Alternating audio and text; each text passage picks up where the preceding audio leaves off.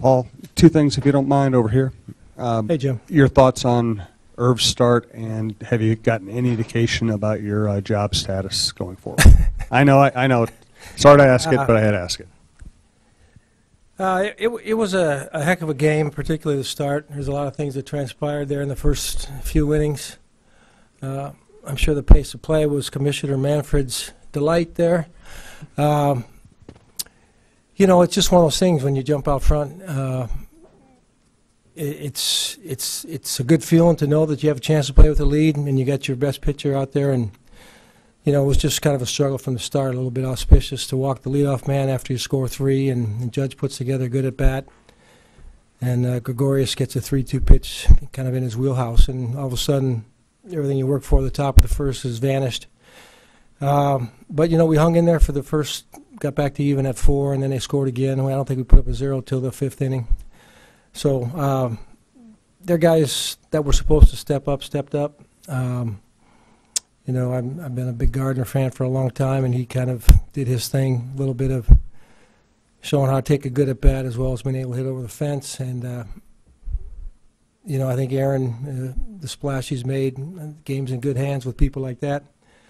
From what I've heard, and he definitely impacted the game. So as far as Ervin, just, you know, missing spots and you know, we had a pretty good plan. We just didn't execute it particularly well. Ron, can you describe your emotions and the people in the dugout around you as the top of the first unfolded and then the bottom of the first unfolded? You know, you can sit here and try to imagine if it was 0-0 after first, what it would have felt like compared to scoring 3 and giving 3 back. It's the exhilaration of jumping out, you know, Brian's leadoff home run and Rosie, and then the deflation of giving it back so quickly. So there was a lot, you know, that a lot was spent early. I think you just understand that you got to find ways to persevere through a game like that, because there's a lot of pitches thrown, there's a lot of lead changes early, and you know, unfortunately they got to their pen, and all those guys did an outstanding job. So there was a lot of, as far as, you know, mood swings early, they were obvious just because of the way the pendulum swung. To your right, Paul. Tyler. Yeah, Paul, you said you were a big Gardner fan. What is it that you like about his game, and how did he impact it tonight for the game? You know, I'm watching him for several years before I got here as a coach or as a manager.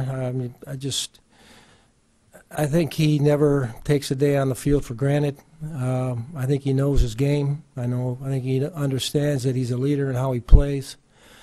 You know, whether it's, you know, having a 10-pitch at bat or, you know, he just never gives an inch, you know. Like I said, he can dump one out in the left field with 2 strikes, or he can steal a base, or he can bunt and hit a homer tonight, makes plays. He's just got a game that I think a little bit old school, and I think it fits the New York fans' profile, and that's the kind of guy you want to have out there. To your right, Paul. Joe. Paul, it kind of gets lost in the shuffle, but you had a plan against Severino, and you executed Yes. very well. What were you able to do? Well, against we talked about pregame, you know, elite high-end ability, still young and experienced. We took advantage of our leadoff hitter who can hit a fastball and got a 3-1 count and deposited it. I don't know if that was unsettling to him or not, but you know, Polanco did a nice job laying off a tough 3-2 pitch, and then we get the homer. I mean, it's emotion for everybody. They had a lot of guys that were first time through, including Severino, and he's going to have a lot of good days. But there's a growing experience for the people that are a little short on tenure. Second row, Andrew. Paul, given your career and what you've seen, how would you describe what Aaron Judge has done this season?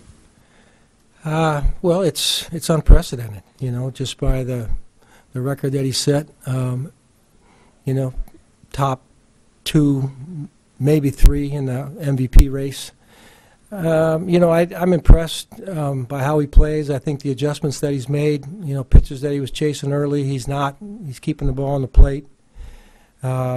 He's just very intimidating to, you know, the size and the strength. There's just very small margin of error, and it's probably not nothing you guys haven't heard, but all I've heard about this guy is he's the kind of guy that you want to have up front in our game. And so I tip my cap to him for that, for understanding of transition of stardom in our game, and I think we're in good hands with people like him.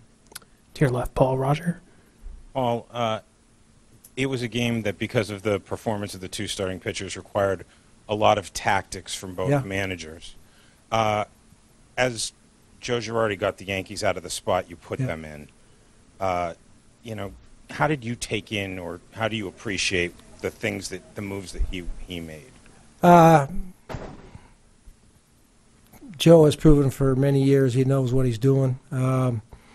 He had weapons to try to, use in terms of having to get out of the first, and probably even at that point starting to plot a plan to get through the game.